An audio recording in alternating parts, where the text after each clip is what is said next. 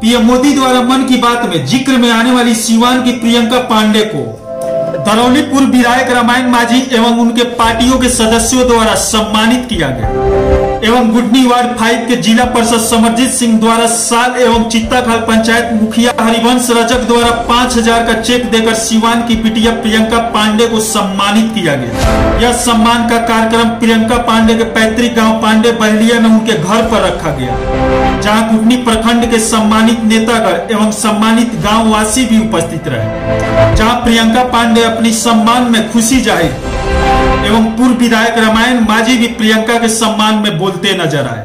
तो पढ़ाई के दौरान चूंकि अभी मेरा उद्देश्य सिविल सर्विसेज की परीक्षा को देना है, जिसमें बीपीएससी के बाद मेरा टारगेट आईएएस की परीक्षा को देना है, तो इसी दौरान मुझे पढ़ाई के ही दौरान हम लोगों को समसामयिक विषयों पर एक अच्छी पकड़ बनानी पड़ती है। तो इस जरिए हम लोग केंद्रीय मंत्री या फिर हमारे प्रधानमंत्री जो भी वक्तव्य कहते हैं उसे अपनी नोट्स में लिख लेते हैं। तो जब प्रधानमंत्री जी का कार्यक्रम होता है मन की बात, तो वहां से भी कभी कभी सिविल सर्विसेज के एग्जाम में क्वेश्चन डायरेक्ट पूछ लिए जाते हैं कि सर ने क्या कहा था, आप अपने प्रधानमंत्री को कितना जानते हैं, क्योंकि एक लोक सेवक होने के लिए हमारे देश को जानना बहुत जरूरी है, हमारे देश के प्रधानमंत्री को जानना बहुत जरूरी है। इसी परिप्रेक्ष्य में मन की बात कार्यक्रम का जो 31 जनवरी का प्रकाशन, जो वो रेडियो के थ्रू अपनी मन की बात कह रहे थे, उसी में मेरा भी एक पोस्ट चयनित हुआ, जो मैं 1 जनवरी को 2021 के 1 जनवरी को मैं अपने सिवान में रह के पढ़ाई करती हूँ, तैयारी करती हूँ वहीं पर। तो वहाँ से 15 किलोमीटर दूर एक जीरादेई हमारा स्थल है, बहुत प्रसिद्ध स्थल है, जहाँ देश रत्न डॉक्टर राजेंद्र प्रसाद जी, जो हमारे प्रथम राष्ट्रपति थे, उनका पैतृक निवास स्थल है। तो मैंने, मम्मी थी, मेरी दीदी थी, तो हम कहे कि इस बार हमको वहां घुमा दीजिए लो, क्योंकि मेरी पढ़ाई जो है वो उत्तर प्रदेश से हुई है।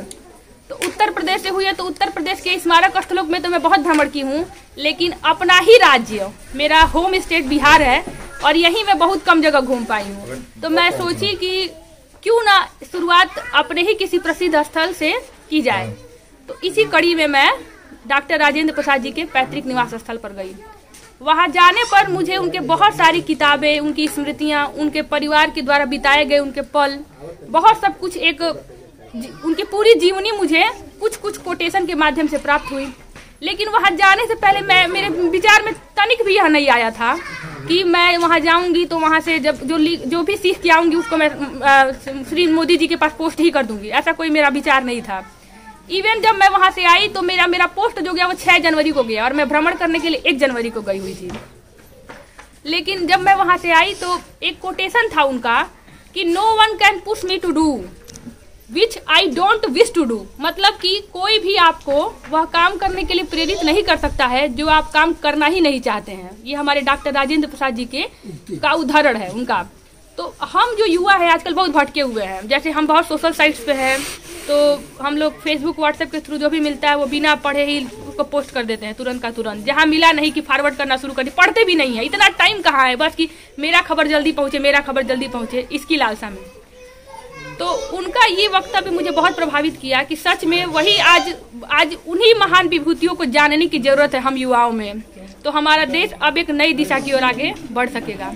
तो यही कुछ बातें थी, और हमारे जो प्रधानमंत्री जी हैं वो देश के सभी वर्गों को साथ लेकर चलते हैं।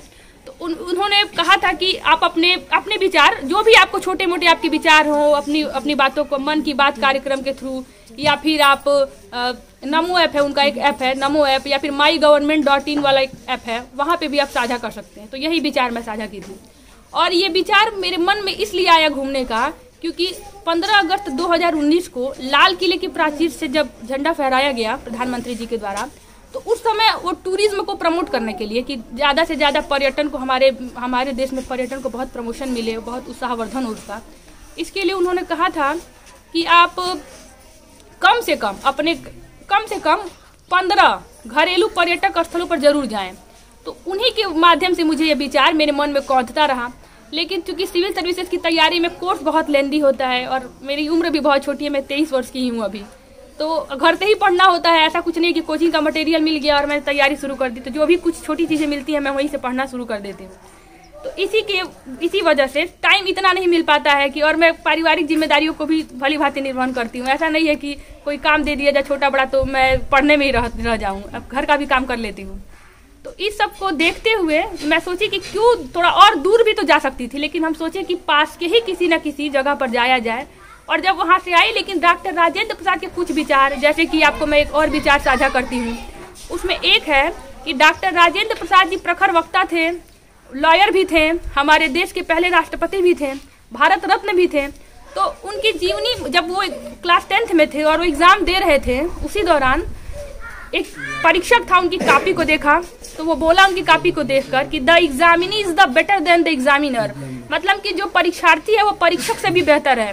तो आज जरूरत है कि हम लोग उनका अनुसरण किया जाए, उनको फॉलो किया जाए। तो बस यही छोटे मोटे विचार जो मेरे थे, मेरे मन में कहते रहे थे, तो मैं बस यही बात मैं प्रधानमंत्री जी को लिख दी और बहुत गर्व महसूस हुआ कि उनके द्वारा मेरा चयन हुआ। फिर पीएमओ ऑफिस से कॉल आई कि प्रियंका, चूंकि उस पोस्ट में एक ही फोटो को भेजना था अटैच करके, और आपको बता दें कि जीरादेई स्थल पे अगर जब भी आपको अवसर मिले तो हमारे गांव से भी बहुत कुछ दूरी नहीं है, आप जरूर जाएं, यहाँ से भी आप लोग जाएं और देखें। वहाँ जाकर वहाँ पर हमारे जो बापू हैं श्री महात्मा गांधी जी, स्वर्गीय महात्मा गांधी जी, वह भी आए थे। और 1927 के उस दौर में 16 जनवरी से लेकर 18 जनवरी तक वह वहाँ मौन व्रत भी किए थे, क्योंकि जब बापू गुस्साते थे, कोई अहिंसा से पथभ्रष्ट हो जाता था, कोई भ्रमित हो जाता था, तो बापू मौन करके उसे शांत करने के लिए, उसे नियंत्रित करने के लिए प्रयास करते थे।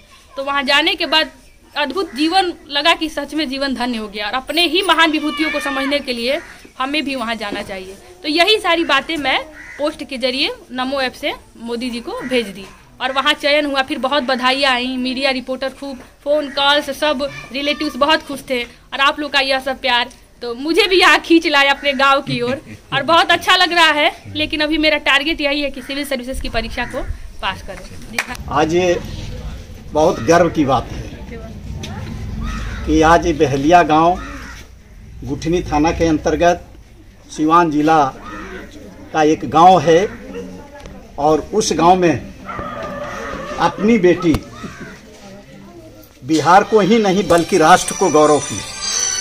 यह बहुत कम मौका मिला है हमको, पर्सनल मैं अपने को कहूँ, क्योंकि मैं भी जो भी साहित्यिक कार्यक्रम में जाता हूँ तो जरूर यह अपने विचारों को रखता हूँ बच्चों के बीच कि स्वच्छ पवित्र भाव करके इंसान अगर कोई चीज को चुनता है तो वह शिखर तक पहुंच जाएगा और उसको कोई रोक नहीं सकता। वह उदाहरण के लिए यह प्रियंका अपने घर की बेटी साबित कर दी हिंदुस्तान में कि प्रधानमंत्री के मन की बात की ऐप को लोड करके और आज पूरे विश्व में अपने आप का नाम रोशन इस गांव को की है। यह गौरव की बात है और हम सभी बहुत गौरवान्वित हुए हैं। आज कहने के लिए छोटी बात है, मन की बात, प्रधानमंत्री जी का जो मन की बात है वह पूरे देशवासियों से साझा करके, यानी बात को लेकर आप कुछ बात देंगे, उस बात को लेकर और अंतिम निष्कर्ष पर पहुंचने वाला प्रधानमंत्री आज तक कोई पैदा नहीं हुआ और न होगा। मैं दावे के साथ कह सकता हूं, जो आज बहेलिया में साबित करके बेटी प्रियंका दिखला दी। यह साधारण बात नहीं है। देश का गौरव प्रधानमंत्री भाई नरेंद्र मोदी जी के नेतृत्व में आज बहुत अच्छा तरीका से चल रहा है। आजादी के 51 में जब स्वतंत्र हिंदुस्तान हुआ, वहां से चलकर अनेकों सरकार बनी और उस सरकार के अंतर्गत हम लोग, हमारे पूर्वज भी शासन के रूप में रहे और आज भी हम लोग हैं। उस काल को भी देखें और आज के काल को भी देखें, बड़ी अंतर है। हम बहुत पहले 6, 7, 8 बरस पहले हम लोग सुना करते थे कि मीडिया हिंदुस्तान में तो कुछ नहीं है, लेकिन विश्व में अमेरिका जैसा टेक्नोलॉजी कहीं विश्व में कहीं है ही नहीं। ये समझकर हम लोगों को लगता था कि शब्द ये क्या आ रहा है। हम लोगों को पहले लेखनी हुआ करता था, मीडिया लेखनी के रूप में हम समाचार पत्रों को यहाँ 10-12 बरस पहले दिया करता था। आज अपने घर की बेटी इतना अपने पर विश्वास करके इतना एक काम करके दिखला दी, टेलीफोन से ऐप लोड करके प्रधानमंत्री कार्यालय को दे दिया। और आज मैं दावे के साथ कह सकता हूं कि नरेंद्र भाई मोदी विश्व में वह स्थान पहला रखने के लिए संकल्पित हैं कि विश्व में मैं सबसे आगे पहुंच जाऊं, अमेरिका को भी पीछे छोड़ दूं। आज वही कारण है कि बेटी यह काम को करके दिखला दी है। यह साधारण बात नहीं है। युवा शक्ति के लिए यह एक मार्गदर्शन है। युवा शक्ति हम सभी परिवार वाले अपने बच्चों को सही शिक्षा के नीति को लेकर चले। और घर में यह बेटी कही है एक चीज कि मैं घर में रहकर, मेरा कोई कोचिंग नहीं है, मैं घर में रहकर और प्रशासनिक पढ़ाई का तैयारी कर रही हूं। यह साधारण बात आप समझ सकते हैं। निष्ठा है और वह निष्ठा अपने आप को उतारे हुई है। इसलिए एक दिन आने वाला भविष्य बेटा तुम्हारा, तुम मेरे इस प्रखंड का, इस थाना का और इस जिला का, इस बिहार का नाम को रोशन करोगी। मैं अपने तरफ तुमको आशीर्वाद देता हूं। तुम्हारा संकल्प आगे बढ़ते जा रहा है और इस संकल्प को लेकर हम सबों को भी सीखना पड़ेगा, युवा शक्ति को भी सीखना पड़ेगा। अपने परिवार के बच्चों को आगे बढ़ाने के लिए हम संकल्पित भाव को देखकर अगर इस काम को करेंगे तो वास्तव में हम हर सफलता को प्राप्त कर सकते हैं। एक धारावाहिक चल रहा है, वह धारावाहिक भागलपुर में बना है, अफसर बिटिया। आज वह अफसर बिटिया का ही धारावाहिक मैं देखता हूं उसको हमेशा। वह रूपरेखा आज दूसरे रूप में आज बहेलिया गांव में देखने को मिल रहा है। और मैं सभी आदमी से आग्रह करूंगा कि इस बहेलिया गांव की बेटी का संकल्प लेकर हम अपने बच्चों तक ले जाएं, ताकि मेरे बच्चे भी उस संकल्प को लेकर आगे बढ़ें। इन्हीं चंद शब्दों के साथ आप सभी लोगों को प्रणाम करते हुए अपने वाणी को विराम देता हूं। प्रधानमंत्री की वजह से आपको पूरा दुनिया आज जान रहा है, इसके विषय में आपका क्या विचार है? देखिए, बहुत अच्छा लग रहा है और इसके लिए मैं सबसे पहले प्रधानमंत्री जी को दिल से आभार व्यक्त करना चाहूँगी। उसके बाद ये जो कार्यक्रम है, ये मन की बात प्रोग्राम उनका, तो उसी के माध्यम से मेरे पोस्ट का चयन किया गया था और इसकी जानकारी भी मन की बात कार्यक्रम के जरिए ही मुझे मिली। तो मुझे बहुत अच्छा लग रहा है, बहुत खुशी मिल रही है। जी, प्रधानमंत्री मन की बात जो करते हैं उससे लोगों में, नवयुवकों में, उससे क्या मैसेज आपके थ्रू जाता है? देखिए, सबसे पहले तो हर उनकी बातें, जो भी पोस्ट हम देशवासियों के द्वारा की जाती है, उसी में से कुछ का चयन वो करते हैं। तो सभी पोस्ट, जैसे कि कुछ पोस्ट हैं तो देशभक्ति के लिए, कुछ पोस्ट हैं तो युवाओं के लिए, कुछ है महिला सशक्तिकरण के लिए। तो इससे समाज के सभी वर्गों के लिए कुछ न कुछ ऐसी भावनाएं हैं जो जाती हैं और सभी अपने विचार उनके साथ साझा करते हैं। आप जो इस समय महसूस कर रहे हैं प्रधानमंत्री के जो भी हित के विषय में, या जो भी उनकी सोच है या नवयुवकों के प्रति अच्छे आचरण है, उसमें आपका क्या सहयोग रहेगा? आप क्या मैसेज देना चाहेंगे कि जो गांव के लोग हैं, इससे उनके बातों पे कोई कैसा असर पड़ेगा? देखिए, अभी तो कोरोना का काल चल ही रहा है, अभी वैक्सीन तो बन गया है, लेकिन फिर भी अभी भी हमें वही है कि मास्क लगाना है। तो ये सारी चीज़ें जो प्रधानमंत्री आज भी हम लोगों से कहते हैं कि 2 गज की दूरी रखिए, मास्क लगाइए, सोशल डिस्टेंसिंग बनाए रखिए, और वह जो भी करते हैं, जैसे कि हम एक सशक्त नागरिक होने के, जागरूक नागरिक, बिल्कुल सतर्क नागरिक होने के नाते सभी देशवासियों को प्रधानमंत्री मोदी की बातों को सुनना चाहिए। उनका मोटो क्या है, कहने का उद्देश्य क्या है, उसे भी समझना चाहिए और फिर एक जिम्मेदार नागरिक की तरह बर्ताव करना चाहिए। आपकी क्वालिफिकेशन कितनी है?